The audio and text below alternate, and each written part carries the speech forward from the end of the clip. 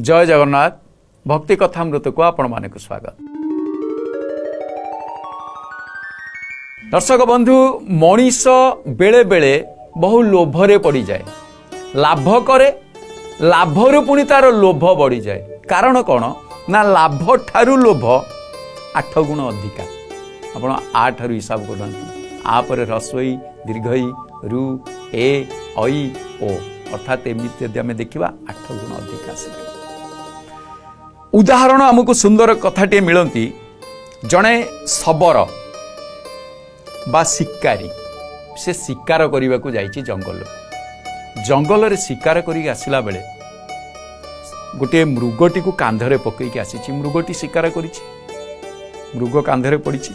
हठात आगर देखिला गोटे बारहा आसुची चिंता कला ये बारहाटी को मध्य शिकार करी मृगटी को रखीदेला जोखीदेला तीर जिते बेले बारहाटी देहरे तीर जाई बाजे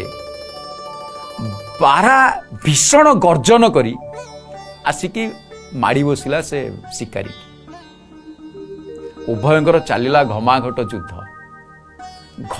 युद्ध चलिया भितर शिकारी तो बंचिया चेष्टा करिवो तार तो श्रेष्ठ अस्त्र होउची तीर ता हाथ तो तीर खसी से तीरटी ता भितर प्रवेश मध्य करिछि किंतु बारहाटी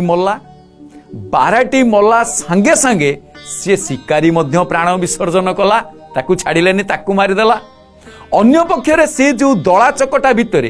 गोटे साप सेठी रहउतिला से सापटी कुआडे पळई जियो बोली भाबिला बेलको ताकू दली चकटी सापटी मध्य मरि जाइछि।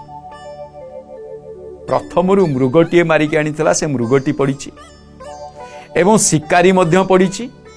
बारहाटी मरिकी पड़िछि सापटीए मरिकी पड़िछि। बिलुआ आसी गोटे देखीदेला बड़ सुंदर कला हा केते दिनर खाद्य मते मिलीगला एभलिया भूरी भोजन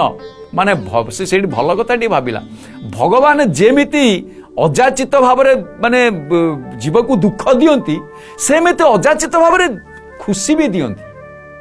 आज मो पाई केते दिनर खाद्य मिली न गला भारी खुशी हे गला कौन करी चिंता कला बसिकी जेतेबेले देखिला प्रथमे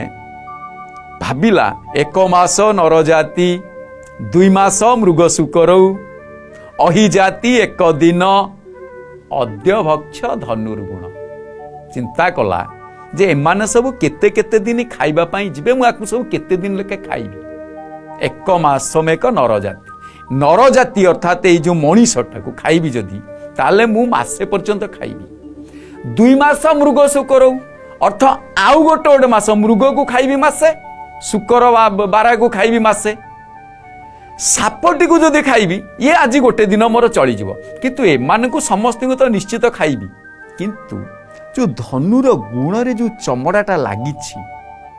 मु सबुदिन सद्य मांस बा किछि मांस खाए शुष्क मांसर स्वाद मु नेइनी कारण कोउठ तो किछि बळेनी मु खाइबी कोन एबे ये धनुर गुणटी को खाइकी